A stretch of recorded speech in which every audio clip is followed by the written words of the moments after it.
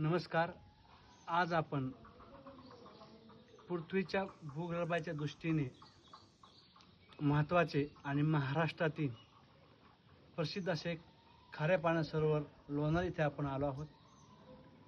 Organ डेटिंगनुसार या सरोवराची निर्मिती 5,70,000 वर्षापूर्वी झाली असे म्हटले जाते. सन 1970 सालीच्या आसपास हे 52,000 वर्षापूर्वीचं लोणार सरोवर आहे असं म्हटलं गेलं, पण त्यात अभ्यासांती बऱ्याचशा सुधारणा होत गेल्या आणि आज या सरोवराचं आयुष्य 5,70,000 वर्षापूर्वी आहे. मानव पृथ्वी, मंगळ आणि चंद्राचा अभ्यास करतो. त्या तिन्ही क्षेत्रांच्या अभ्यासासाठी या सरोवराची निर्मिती ही जी बसाल्ट आग्नेयजन्य खडकामुळे झाली आहे त्यासाठी खूप महत्त्वाचं आहे. ही सरोवर 2000 साली वन्यजीव अभयारण्य म्हणून संरक्षित केलं आहे आणि इथलं जे पाणी आहे ह्यात खूप अल्कलाईन म्हणजे खूप क्षारांचं प्रमाण आहे. समुद्राच्या पाण्याच्या क्षारापेक्षाही जास्त क्षाराचं प्रमाण ह्या पाण्यामध्ये आहे.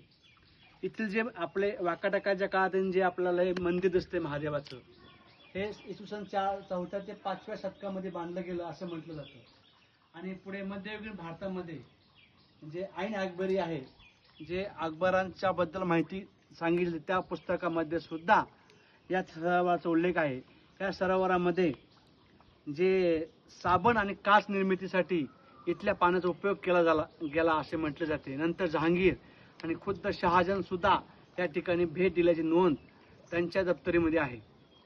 पुढे चलून सन 2020 मध्ये ह्याला स्थळाचा दर्जा देण्यात आलेला आहे आणि वन्यजीवाच्या दृष्टीने आणि पृथ्वीच्या भौतिक अभ्यासाच्या दृष्टीने लोणार सरोवर हे खूप महत्त्वाचं साधन आज बनलं गेलं आहे.